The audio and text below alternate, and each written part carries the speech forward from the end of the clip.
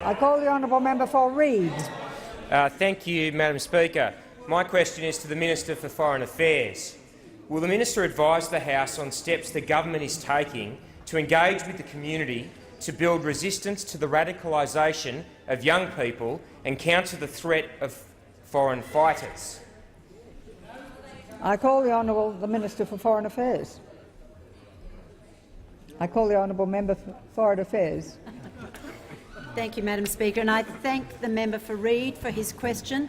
I acknowledge the support that he gives to communities in his electorate, particularly the work he is doing with Muslim communities in Reid, and I know that the member for Reid would want me to recognise in that regard the work of the members for Watson and Blaxland.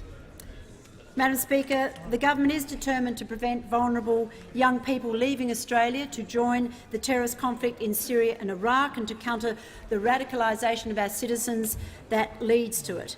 In a relatively recent phenomenon, vulnerable members of our community are being radicalised online, seduced through social media with a simplistic and violent narrative of terrorist organisations, particularly Daesh. The government has a clear strategy for working with our communities to build resilience, to counter this extremist narrative and to combat radicalisation. We've increased community engagement to highlight our humanitarian contribution to those who are suffering in Syria and Iraq. We are challenging the lies that Daesh spreads to demonise those who oppose its demented ideology. Through one of our outreach programs, Living Safe Together, we're helping communities work with individuals at risk of radicalisation through mentoring and coaching, education and employment. We're identifying and shutting down terrorist websites, we're removing extremist content, we're addressing the impact and appeal of extremist narratives on Australian audiences, and we've made advocating terrorism an offence under the Criminal Code. But to be successful in our efforts, the government cannot do it alone. Our National Security Hotline, 1800 123 400, has now taken well over 200,000 calls from the public, and the hotline remains a key tool for the community to provide information and intelligence on a range of security-related matters. Indeed, based on the advice of our law enforcement and intelligence agencies, over 100 passports of those seeking to travel to the terrorist conflict have been cancelled.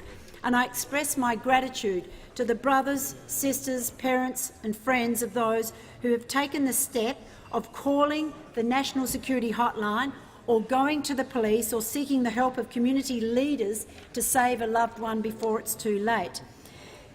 Madam Speaker, the actions of these people provide a vital source of information for our security agencies. Now, virtually all Australians are appalled by Daesh and its barbaric activities. Our Muslim community, its leaders and its mosques play an important, indeed essential role in combating extremism. They are working to counter the lies and deceit spread by Daesh and to prevent members of our community from heading down the path to radicalisation. I thank all Muslim community leaders for this vital support.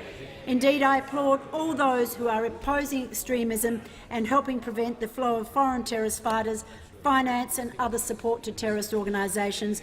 Through these partnerships with our communities, the government is taking firm steps to keep our people safe from terrorism.